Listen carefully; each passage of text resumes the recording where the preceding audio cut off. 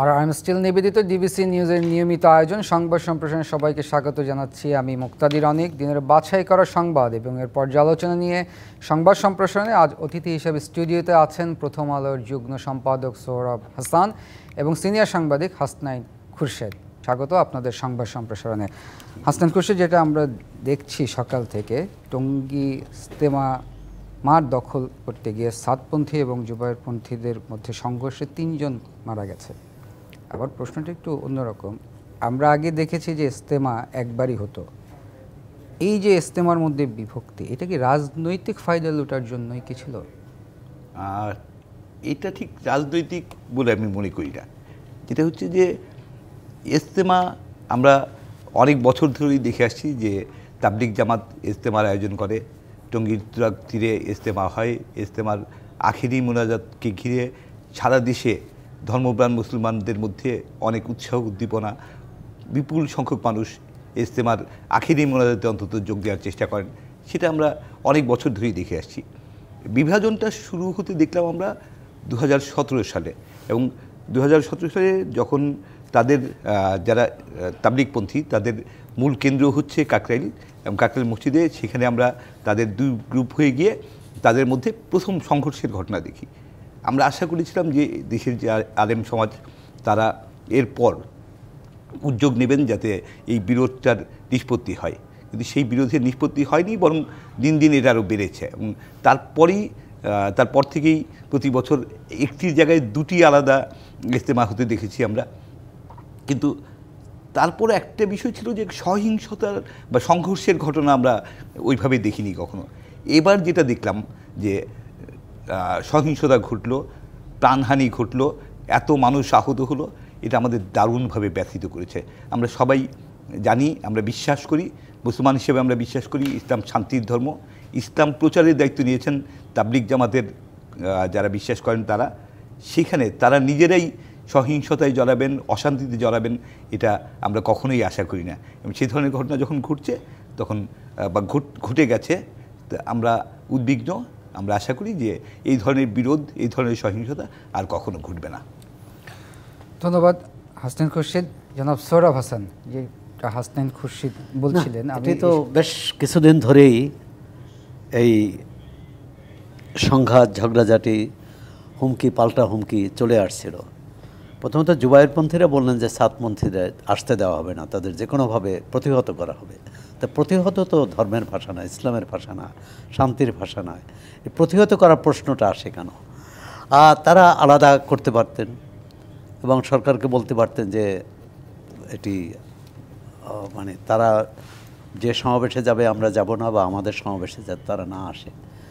এখন সাতপন্থীরা আগেই ঘোষণা করেছিল যে এখানে সমাবেশ, এখানে তাবলিগ জামাত হবে, সেটি এর বিরোধিতা করেছে। শুধু বিরোধিতা না, তারা তাদের মানে আগে যে মাঠ দখল করেছে, এটি তো অনেকটা রাজনৈতিক দলের, বিভিন্ন রাজনৈতিক দলের যে সভা সমাবেশ হয় এবং মঞ্চ দখল করা হয়।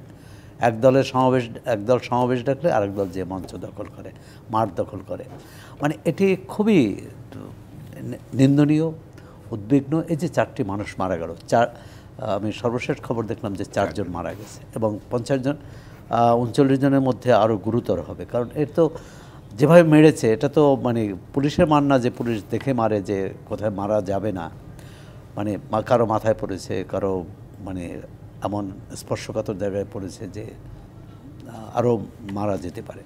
মানে এই পরিবারগুলোর কি হবে বা তাদের কে দেখাশোনা করবে? তারা এসেছিলেন পুণ্যের কাজে এবং ইসলামের দাওয়াত নিয়ে, সেখানে মেরে চলে গেলেন লাশ হয়ে। মানে এটি কোনোভাবেই মানা যায় না। আমরা বিভিন্ন জায়গায় দেখেছি যে এমনকি ওয়াজ নিয়েও এটা হয়। কেন হবে? এবং ওয়াজে যেসব ভাষা ব্যবহার করা হয় একে অপরের প্রতি, একপন্থী আরেকপন্থীর বিরুদ্ধে, এটা মনে হচ্ছে যে যারা ধর্মের কথা বলে, ইসলামের কথা বলে, তাদেরকে সংযত হওয়া উচিত, শান্তিপূর্ণ সহাবস্থান, সম্প্রীতির কথা বলা উচিত। ধর্ম তো সম্প্রীতির জন্য, ধর্ম তো ইহজাগতিক এবং পরজাগতিক যে শান্তির জন্যে। তো সে শান্তির জায়গায় যারা অশান্তি তৈরি করে, এখন এই যে যারা বলেছে যে হত্যাকারীদের ছাড় দেওয়া হবে না, এখন হত্যাকারী তারা তো হত্যার উদ্দেশ্যে এখানে নিশ্চয়ই আসেনি, বা তারা কারা তাদেরকে পরিচিত করছে যে অমুককে ঠেকাতে হবে অমুক। সুতরাং এখানে যারা দুই পক্ষেই নেতৃত্ব দিচ্ছেন তারা দায় এড়াতে পারেন না, বিশেষ করে যারা হামলা করেছেন, যারা মাঠ দখল করেছে। এখনও আমরা দেখলাম যে স্বরাষ্ট্র উপদেষ্টার সঙ্গে একজন সম্ভবত জুবায়েরপন্থীর গ্রুপের নেতা, জন্য তার বক্তব্য কি, তিনি তো এর আগে বললেন যে এদের প্রতিহত করা হবে, মানে এদের উৎখাত করা হবে, আসতে দেওয়া হবে না। এখন কে করেছে? দুই পক্ষেই হয়েছে। এক পক্ষ আগে মাঠ দখল করেছে, আর এক পক্ষ মাঠে যেতে বাধার সম্মুখীন হয়েছে, দুই পক্ষে মারামারি হয়েছে। যদি হয়ে থাকে যে দুই পক্ষেরই এই 4 জন মারা গেছে বা আহত হয়েছেন, তাহলে এই দায় এড়াবে কেন? একটা হচ্ছে আইনশৃঙ্খলা পরিস্থিতি রক্ষা করা এবং বিচার করা সরকারের দায়িত্ব, কিন্তু এই যে নির্ধারিত দিনে তবলিগ জামাত হবে কিনা, এটি সম্ভবত 1970 সাল থেকে এই ঐতিহ্য হয়ে আসছিল, এবং এটাকে অনেকেই মানে মুসলমানদের দ্বিতীয় বৃহত্তম সমাবেশ বলা হতো। হজে যে মানুষ যায় তারপরেই এখানে বৃহত্তম সমাবেশ হয়, এবং প্রথম যে ভাগ হয়েছে সেটা কিন্তু এই পন্থীর জন্যে না, সেটা কিন্তু মানে একের সঙ্গে এত 64 জেলার লোককে জায়গা দেয়া যাচ্ছে না বলে, এবং ভাগ করা হলো যে এর মধ্যে 32টি জেলা একদিন হবে, প্রথম সপ্তাহে হবে, আর 32টি জেলা আলাদা আলাদা হবে। এবং যেটি খুরশিদ ভাই বললেন, মানে এটা 2017 সালে চিন্তা আসলো যে 17তে মানে একসাথে এতজনের জায়গা আমরা দিতে পারছি না। 17তে কিন্তু মানে তাদের মধ্যে ভাগ হয়ে গেল। এর আগে ছিল কিন্তু ওই জায়গা সংকুলন না হওয়ার কারণে, আর এই সাতপন্থী এবং জুবায়েরপন্থী এই ভাগাভাগিটা হলো 17 সাল থেকে। মানে ভাগাভাগি হবে কেন? যার মতো করে ধর্ম প্রচার করবে, ধর্মের বাণী মানুষের কাছে পৌঁছাবে, এতে বাধা দেওয়ার তো উচিত না। এখন রাজনীতি, এখানেও যদি রাজনীতি ঢুকে যায় এবং ঢুকে গেছে, সেটা খুবই উদ্বেগের। জানি না যে এই দুই সরকার পারবে কি না যে দুই পক্ষকে একসঙ্গে বসিয়ে শান্তিপূর্ণভাবে যাতে সমাবেশটা হয়। দুই পন্থী এক জায়গায় বসতে হবে তা না, একদিনে বসতে হবে তা না, আলাদা আলাদা করুক। এখন করতেই দেওয়া হবে না, তাহলে তার সমস্যার সমাধান হবে না। আমরা আশা করি যে যারা শান্তির কথা বলে, ধর্মের কথা বলে, তারা সহিষ্ণু হবে, তারা এমন কিছু করবে, আইন হাতে তুলে নেবে না বা অন্যের উপর আক্রমণ করবে না। ধন্যবাদ। আমাদের একটা বিরতির সময় আছে, আমরা বিরতি থেকে ফিরে এসে এই প্রসঙ্গ নিয়ে আরও আলোচনা করব। প্রিয় দর্শক, আর স্টিল নিবেদিত সংবাদ সম্প্রসারণে একটা বিরতির সময় হয়েছে, সঙ্গেই থাকুন। বিরতির পর আবারও স্বাগত RRM স্টিল নিবেদিত সংবাদ সম্প্রসারণে। স্টুডিওতে আছেন প্রথম আলোর যুগ্ম সম্পাদক সোহরাব হাসান এবং সিনিয়র সাংবাদিক হাসনাইন খুরশেদ। আপনার কাছে আরেকটু জানতে চাই, এই যে তাবলিগ জামাতের যে সংঘর্ষটা, এটা তো আমরা দেখতে পাচ্ছি যে ভোট থেকেই এটা শুরু হয়েছে। সরকারের এতটা সময় লাগলো কেন নিয়ন্ত্রণে? আমি এই প্রশ্নটাই করতে চাই সরকারের কাছে, যে এই দ্বন্দ্ব বা বিরোধ যে আছে এটা সবাই জানে এবং অনেক দিন ধরে এটা নিয়ে আলোচনা হচ্ছিল। আমরা সবাই জানি যে জুবায়েরপন্থীরা বারবার বলছিল যে মাওলানা সাদকে আসতে দেওয়া হবে না, এবং এখানে একটা সংঘাত সহিংসতার আশঙ্কা কিন্তু সবাই করছিল। সেটা জানা সত্ত্বেও সরকার কি বিষয়টা জানতো না? এতগুলো গোয়েন্দা সংস্থা তারা কি জানতো না? এবং গত রাত 3টা থেকে সহিংসতার শুরু হয়, সারা দিন কেটে গেল, দুপুর 2টোয় গিয়ে 144 ধারা জারি করা হলো। এই পদক্ষেপ নেওয়ার আগেই 4 জন মারা গেল, সহিংসতা ঘটলো, 4 জন মারা গেল, এত মানুষ আহত হলো। তো সরকার কি করলো? সরকারের কাছে আমরা স্পেশালি এমন একটা সময়ে যখন আমাদের এই সরকারের প্রধান হচ্ছেন নোবেল শান্তি পুরস্কার বিজয়ী প্রফেসর মোহাম্মদ ইউনূস, তো তার সরকারের কাছ থেকে আমরা আশা করি যে অঘটন ঘটার আগেই বাইরে অবস্থান করছেন, অঘটন ঘটার আগেই, অশান্তির কোনো ঘটনা ঘটার আগেই সরকার প্রয়োজনীয় পদক্ষেপ নেবে যাতে এই ধরনের কোনো ঘটনা না ঘটে। কিন্তু সেই পদক্ষেপ আমরা দেখলাম না। আমরা দেখলাম ভোর রাত 3টা থেকে সহিংসতা হলো, মানুষ মারা গেল, প্রচুর মানুষ আহত হলো। দুপুর 2টোয় গিয়ে 144 ধারা জারি করা হলো, যখন অলরেডি সরকারের উদ্যোগে সেই মাঠ ছেড়ে মানুষ চলে যাওয়া শুরু করেছে বা চলে যাচ্ছে, সেরকম সময় যখন জিনিসটা একটু স্তীমিত হয়ে আসছে তখন গিয়ে সরকার স্টেপ নিচ্ছে। সরকার কেন সময় মতো পদক্ষেপ নিল না, এবং সরকার কেন আগে থেকে, সরকারের গোয়েন্দা সংস্থাগুলো আগে থেকে কেন অবহিত করলো না বা জানালো না, সেই বিষয়গুলো আসলে খুব গভীরভাবে দেখা উচিত। এবং যদি এটা না হয় ভবিষ্যতেও বারবারই অশান্তির ঘটনা ঘটবে যদি সরকার প্রতিকারমূলক ব্যবস্থা না নেয়। সেই ব্যবস্থা যাতে সরকার নেয় সেটা আমরা দাবি জানাই। ধন্যবাদ। আমরা একটু সোহরাব হাসানের কাছে জানতে চাই। সোহরাব হাসান, অন্য প্রসঙ্গে আমরা একটু কথা বলি। আজকে নির্বাচন ব্যবস্থা সংস্কার কমিশনের যে প্রধান বদিউল আলম, উনি বলেছেন আগামী নির্বাচন বর্তমান অন্তর্বর্তী সরকারের অধীনেই হবে। এবং তার আগে আমরা দেখেছি কালকে যে পঞ্চদশ সংসদের আংশিক বাতিল হয়ে তত্ত্বাবধায়ক সরকারের ব্যবস্থাটা আবার ফিরেছে। বদিউল আলম কি আসলে কথা বলতে পারেন কিনা? না, পারেন কিনা আবার পারেন না আবার পারেনও। প্রথমত হচ্ছে যে নির্বাচন কমিশন ব্যবস্থার সংস্কারের যে কমিশন করেছে সেই কমিশনের প্রধান তিনি।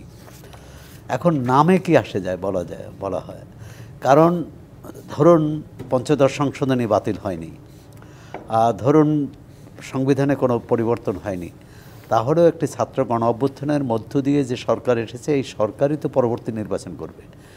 এখন কালকে অ্যাটর্নি জেনারেল, আমি যেটা শুনেছি সেটা হলো, যদি ভুল না হয়ে থাকে, যে এই অন্তর্বর্তী সরকারকেই তত্ত্বাবধায়ক সরকারে রূপান্তর করা হবে, মানে এর নামটা পরিবর্তন হবে।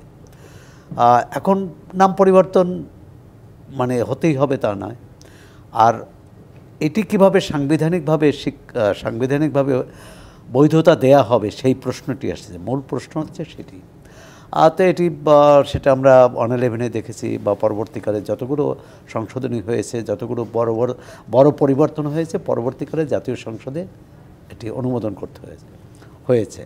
নির্বাচন করুক বা না করুক, এই সরকার যে গঠিত হয়েছে ডক্টর মোহাম্মদ ইউনূসের নেতৃত্বে, এই সরকারকে পরবর্তী জাতীয় সংসদে কিন্তু এটা অনুমোদন করতে হবে, না হলে এই সরকারের বৈধতা পাবে না। সুতরাং আমার যতটা মনে হয় যে ডক্টর বদিউল আলম মজুমদার এই অর্থেই বলেছেন, যেহেতু এটি ছাত্র গণ অভ্যুত্থানের মধ্যে দিয়ে যে জনগণের ম্যান্ডেট বা জনগণের অভিপ্রায় অনুযায়ী এই সরকার গঠিত হয়েছে, এই সরকারই নির্বাচন করবে। এখন এই সরকার গঠনের ক্ষেত্রে একটা অধ্যাদেশ জারি হওয়ার কথা, সেই অধ্যাদেশটা হয়নি এখনও, যদিও উপদেষ্টা পরিষদে এই অধ্যাদেশ চূড়ান্ত অনুমোদন হয়েছিল, নীতিগত অনুমোদন। এখন রাষ্ট্রপতি তো অধ্যাদেশ জারি করবেন, যে কোনো কারণে সেটি হয়নি। ওই অধ্যাদেশে কিন্তু এও ছিল, এই সরকারের কেউ পরবর্তী নির্বাচনে অংশ নেবে না। আমি মনে হয় যে এখানে খুব বিতর্কের বিষয় নেই। কেউ বলতে পারে যে এটা নাম পাল্টানো দরকার, কেউ বলতে পারে নাম পাল্টানোর দরকার নেই। এখন নাম পাল্টানোর পক্ষে যারা বলবেন তাদের যুক্তি হলো যে আমাদের একটা নির্বাচিত সরকার আছে, এর আগে সেনা সমর্থিত সরকার দেখেছি, এর আগে সাংবিধানিকভাবে তত্ত্বাবধায়ক সরকার দেখেছি, আবার বিচারপতি শাহাবুদ্দিন আহমদের নেতৃত্বে যে সরকার হয়েছিল সেটা কিন্তু অন্তর্বর্তী সরকারই ছিল। তত্ত্বাবধায়ক হলেও সাংবিধানিকভাবে তত্ত্বাবধায়ক না,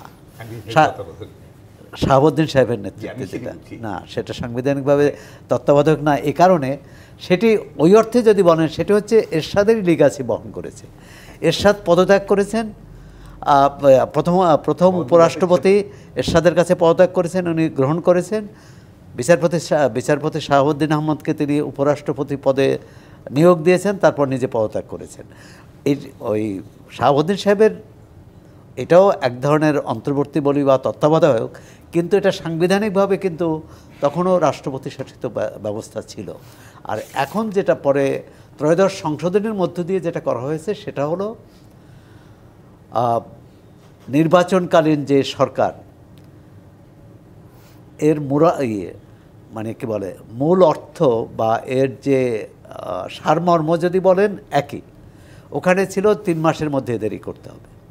এখন যেটি প্রশ্ন আসছে, এই তত্ত্বাবধায়ক সরকার ব্যবস্থা যে আইনিভাবে যেটা আছে, পঞ্চদশ সংশোধনী বাতিল হওয়ার পর, এবং আজকে এবার বদিউল আলম মজুমদারও বললেন যে এটা কিন্তু স্বয়ংক্রিয়ভাবে স্থাপিত হবে না তত্ত্বাবধায়ক সরকার, তত্ত্বাবধায়ক সরকারের নতুন করে পরবর্তী জাতীয় সংসদে একটি বিল আনতে হবে, অথবা অধ্যাদেশ দিয়েও হতে পারে, এই রাষ্ট্রপতি করতে পারেন, কিন্তু সেটি করলেও এই অনুমোদন নিতে হবে সংসদের। এখন এটি আমি খুব বিতর্ক মনে করি না। শব্দের ব্যবহার সেটি অন্তর্বর্তী থাকবে না তত্ত্বাবধায়ক থাকবে, কারণ আমরা কত ধরনের সরকার চাইব। আমরা প্রথম সংসদীয় সরকার পেলাম, তারপর রাষ্ট্রপতি শাসিত, একদলীয়, সেনা শাসন, এবং সর্বশেষ আমরা একটা করলাম তত্ত্বাবধায়ক সরকার ব্যবস্থা চালু করলাম যে একটা নির্বাচনের জন্য 3 মাসের মেয়াদ। কিন্তু আবার ইয়াজউদ্দিন আহমদ যে তত্ত্বাবধায়ক সরকার করলেন, সেই সরকারের মেয়াদ ছিল 2 বছর। এখন এই অন্তর্বর্তী সরকারের মেয়াদ আমরা একটু হাসান খুরশিদের কাছে একটু জানতে চাই। হাসান খুরশিদ, কালকে ওই পঞ্চদশ সংশোধনীর যে আংশিক বাতিলের মধ্যে আরেকটা জিনিস যেখানে বলা হচ্ছে 7 ক এবং খতে, যেটা অসাংবিধানিকভাবে কেউ ক্ষমতায় গেলে যে রাষ্ট্রদ্রোহিতার যেটা থাকবে, এটা থাকছে না। এটা যৌক্তিকভাবেই এসছে, কারণ যেটা হচ্ছে যে যেটা বলা হচ্ছিল যে সংবিধান বহির্ভূতভাবে যদি কেউ রাষ্ট্র ক্ষমতা দখল করে বা রাষ্ট্র ক্ষমতা নেয়, সেটা রাষ্ট্রদ্রোহিতা হিসেবে বিবেচিত হবে। পঞ্চদশ সংশোধনীতে সেটা বলা আছে। কিন্তু আমরা যদি বর্তমান সরকারের কথা বলি, একটা বিশেষ পরিস্থিতিতে ছাত্র জনতার অভ্যুত্থানের ভিতর দিয়ে এই সরকার দায়িত্ব নিয়েছে। এটা ঠিক সাংবিধানিক প্রক্রিয়ায় হয়নি, এবং কোনো অভ্যুত্থান, কোনো বিপ্লব আসলে সাংবিধানিক প্রক্রিয়ায় হয় না। সো এটা খুব স্বাভাবিক। এখন এটা যদি সাংবিধানিক দিক থেকে বিচার করি আমরা, এই সরকারের সাংবিধানিক বৈধতার প্রশ্ন এসে যায়, এবং পঞ্চদশ সংশোধনী যদি কন্টিনিউ করতো, তাহলে এই সরকারের সাংবিধানিক বৈধতা প্রশ্নের মুখে পড়তো। এই সরকার সাংবিধানিকভাবে অবৈধ বিবেচিত হতো, এবং সেটা কোনোভাবেই বিবেচনার কোনো স্কোপ নাই। কারণ এটা জনগণের আকাঙ্ক্ষা, জনগণের প্রত্যাশা, মানুষের সমর্থনেই, মানুষ অংশ নিয়েই এই বিপ্লব বা অভ্যুত্থান ঘটিয়েছে। এরকম বিশেষ পরিস্থিতিতে যে সরকার দায়িত্ব নিল, তাকে তো আর কোনোভাবেই অসাংবিধানিক বলা যাবে না, বরং তাকে সাংবিধানিক বৈধতা দিতে হবে। সেই সাংবিধানিক বৈধতা দেওয়ার প্রক্রিয়া হিসেবেই এই অংশটা 7 ক খ বাদ দিতে হয়েছে। এটা আই বিলিভ যে এটা খুব যৌক্তিকভাবেই আমাদের বিচার বিভাগ এই পদক্ষেপ নিয়েছেন। ধন্যবাদ। আমাদের একটা বিরতির সময় হয়েছে। দর্শক, আরএম স্টিল নিবেদিত সংবাদ সম্প্রসারণে একটা বিরতির সময় হলে সঙ্গেই থাকুন। বিরতির পর আবারও স্বাগত আরএম স্টিল নিবেদিত সংবাদ সম্প্রসারণে। স্টুডিওতে আছেন সোহরাব হাসান এবং হাসনাইন খুরশিদ। হাসনাইন খুরশিদ, আপনার কাছে ফিরতে চাই। আজকে আপনি দেখছেন 10 টাকা অস্ত্র মামলায় সাবেক স্বরাষ্ট্র প্রতিমন্ত্রী লুৎফুজ্জামান বাবর সহ 6 জন খালাস। আমার প্রশ্ন হচ্ছে, এগুলি কি আসলে সুগভীর তদন্তের মাধ্যমে এই খালাসগুলো হচ্ছে, নাকি রাজনৈতিক বিবেচনায় এই রায়? রায়টি রাজনৈতিক বিবেচনায় এটা বিশ্বাস করি না, বরং যেটা হয়েছে যে মামলাগুলো রাজনৈতিক বিবেচনায় হয়েছিল। রাজনৈতিক বিবেচনায় আসামি সরকারিভাবে নির্ধারণ করে দেওয়া হয়েছিল যে কারা আসামি হবে, কাদের ফাঁসাতে হবে। সে কারণে মামলাগুলি আসলে ত্রুটিপূর্ণ ছিল। এই ধরনের যে বিষয়গুলো আমরা দেখেছি যে নিরীহ লোক, নির্দোষ মানুষকে ফাঁসিয়ে দিয়ে তাদের অপরাধী হিসেবে প্রমাণ করে তাদের শাস্তি দেওয়ার প্রবণতা ছিল।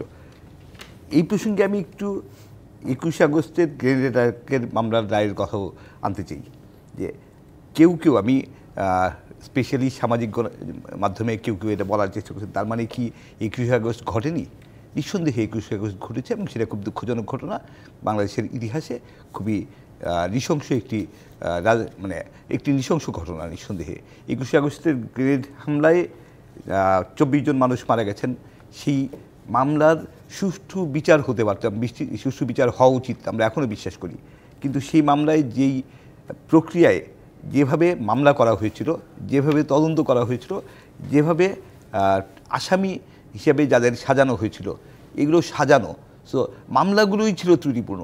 এবং এই মামলার রায় যেভাবে হয়েছে, রায় যে খালাস পেয়েছেন, যাদের আসামি করা হয়েছিল তারা খালাস পেয়েছেন, সেই খালাস পাওয়াটা খুব স্বাভাবিক। কারণ তারা আসলে নির্দোষ মানুষকে দোষী সাব্যস্ত করার চেষ্টা করেছিল, এবং রাজনৈতিক বিবেচনায় মামলাগুলো করা হয়েছিল। মামলাগুলো যদি স্বচ্ছ তদন্তের ভিত্তিতে, সুষ্ঠু তদন্তের ভিত্তিতে হতো, প্রকৃত দোষীদের গ্রেফতার করা হতো, প্রকৃত দোষীদের আসামি হিসেবে শনাক্ত করে তাদের বিচার করা হতো, নিঃসন্দেহে সেই আসামিদের বিরুদ্ধে শাস্তি হতো।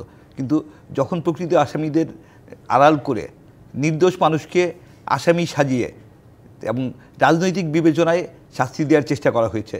সেই মামলার রায় আর সেই মামলায় নির্দোষ মানুষই আসলে খালাস পেয়েছেন।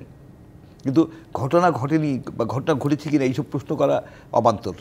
নিঃসন্দেহে 21শে আগস্ট ঘটেছে, 10 ট্রাক অস্ত্রের মামলা, অস্ত্রের বিষয়টিও ঘটেছে এবং এই বিষয়গুলোর সুষ্ঠু এবং স্বচ্ছ তদন্ত হওয়া উচিত ছিল, যেই কাজটি বিগত সরকার করেনি। তারা সেটা না করে নির্দোষ মানুষদের রাজনৈতিক কারণে ফাঁসিয়ে দেওয়ার চেষ্টা করেছেন, সেটা খুব দুঃখজনক। ধন্যবাদ হাসনাইন খুরশিদ। যেটা হাসনাইন খুরশিদ বলছিলেন যে রাজনৈতিক কারণে ফাঁসিয়ে দেওয়া হয়েছে, প্রকৃত আসামিরা বিচারের বাইরে। আমরা রাজনৈতিক কারণে ফাঁসি দেওয়া হয়েছে, রাজনৈতিক কারণে মামলা হয়েছে বা শাস্তি হয়েছে, যা হওয়া উচিত নয় সেটা বিগত সরকারে আমলে হয়েছে, এ কথা বলছি। তো সে সময় আমরা বলেছি কিনা, বলতে পেরেছি কিনা, যদি না পারি সেটি কিন্তু আমাদের অক্ষমতা সাংবাদিক হিসাবে, নাগরিক হিসাবে। আবার আজকে যেটাকে বলছি যে এটাই সঠিক, সেটাও সঠিক থাকবে কিনা, কারণ 21শে আগস্ট গ্রেনেড হামলা তো হয়েছে। এখন কারিগরি বা মামলার মামলার কোনো তদন্তে ঘাটতি বা অন্য কোনো গাফিলতির কারণে পুরো রায়টা বদলে গেল, মানে পুরো সবাই খালাস পেয়ে গেল। এটি কি হওয়া কতটা যৌক্তিক, কতটা ন্যায়ানুগ, সেই প্রশ্নটি এসেছে। দ্বিতীয় হচ্ছে যে আপনি যেমন 10 ট্রাক অস্ত্র মামলার ক্ষেত্রেই, হ্যাঁ, এটি যারা করেছে অনুপ চেটিয়া সহ যারা ভারতীয়, তারাই হচ্ছে মূল এর ঘটক। এর সঙ্গে বাংলাদেশের গোয়েন্দা সংস্থা, পুলিশ এবং আইনশৃঙ্খলা রক্ষাকারী বাহিনীর কে জড়িত ছিল বা জড়িত ছিল কিনা, এটি তো তদন্তের মূল ছিল। এখন সেখানে একইভাবে লুৎফুজ্জামান বাবর ছিলেন তখন স্বরাষ্ট্র প্রতিমন্ত্রী, এবং গোয়েন্দা বিভাগে যারা ছিলেন, যাদের বিগত সরকারে আমলে রায় হয়েছে। হাসনাইন খুরশিদ ভাই বললেন যে মামলা ত্রুটিপূর্ণ, ধরে নিলাম মামলা ত্রুটিপূর্ণ, কিন্তু তখন রায় দিয়েছে কিন্তু বিচারক। হ্যাঁ, আবার বিচারিক আদালতের রায় বা হাইকোর্টের রায় আপিল করলে সেটি অনেক সময় সেটি এক নাও থাকতে পারে, অনেক সময় থাকে, অনেক সময় থাকে না। এখন আমরা সত্য জানা একটা বিষয় হচ্ছে যে ওই অর্থে যদি করা হয় যে বিচারটা বিশ্বাসযোগ্য কিনা, এবং যে আমাদের যে বিচারিক যে প্রক্রিয়া, সেখানে হচ্ছে যে আপনি তথ্য প্রমাণ বা অকাট্য প্রমাণের অভাবে 10 জন অপরাধী ছাড় পেতে পারেন, কিন্তু কোনোভাবেই একজন নির্দোষ ব্যক্তিকে আপনি শাস্তি দিতে পারবেন না। সুতরাং কিভাবে দেখা হয়েছে, আমরা আশা করতে চাই ভবিষ্যতেও আজকে যে মামলার যে বিচার হলো, যে রায় হলো, বা এই সরকারের আমলে, যেমন এই সরকারের আমলে তো অনেকগুলো মামলা হয়েছে, আগের মামলার যে ধরন এবং এখন যে মামলা হচ্ছে তার ধরনকে খুব পার্থক্য। আপনি সাংবাদিক, শিক্ষাবিদ, ইতিহাসবিদ, আপনি আইনজীবী, তাদেরকে আপনি হত্যা মামলা দিলেন তাদের বিরুদ্ধে, তারা কি হত্যাকাণ্ড ঘটিয়েছে? এবং আমার একটা প্রশ্ন আছে যে আপনি যেটা বলছিলেন যে শিক্ষাবিদ, সাংবাদিক, হ্যাঁ, এদের বিরুদ্ধে হত্যা মামলা, এইটা কিন্তু আসলে একটা প্রশ্ন, সাংবাদিকরা হত্যার মামলার সাথে এটা প্রশ্ন কি? এটা তো শুরু থেকেই এটা হয়েছে, তার মানে এটা রাজনৈতিক, এবং এডিটরও তো স্টেক হোল্ডার এদেশের। আচ্ছা, এটা তো আসলে পালিয়ে যাবে না কোথাও। আচ্ছা, না, সেটা তো হচ্ছে জামিন দেয়া না দেওয়ার। এখন হত্যা মামলা এমন খুব একেবারেই ব্যতিক্রম ছাড়া জামিন দেওয়া হয় না, বা পাননি কেউ এখন পর্যন্ত, 2-1টি ক্ষেত্রে ব্যতিক্রম হতে পারে। এই প্রশ্নগুলো তো ভবিষ্যতে আরও তীব্র হবে, এখনই তো এই প্রশ্নগুলো উঠেছে। সুতরাং বিগত সরকার যে ভুল করেছে সেই একই ভুল এই সরকার না করুক, এটা প্রথম চাওয়া। ভবিষ্যতে এই মামলা নিয়ে এটি সঠিক কিনা, এটি বেঠিক কিনা, এটি এই এই বিতর্ক না ওঠে, এটা চাই। যেমন ধরুন এক্ষেত্রে যদি আমাদের শেষ করতে হচ্ছে, একমাত্র বঙ্গবন্ধু হত্যা মামলায় সেখানে কিন্তু তখন যারা বিরোধী ছিল তারা এই ব্যাপারে ধন্যবাদ সোহরাব হাসান, ধন্যবাদ হাসনাইন খুরশিদ। প্রিয় দর্শক, এই ছিল আরব স্টিল নিবেদিত সংবাদ সম্প্রসারণ। ডিবিসির সঙ্গেই থাকুন।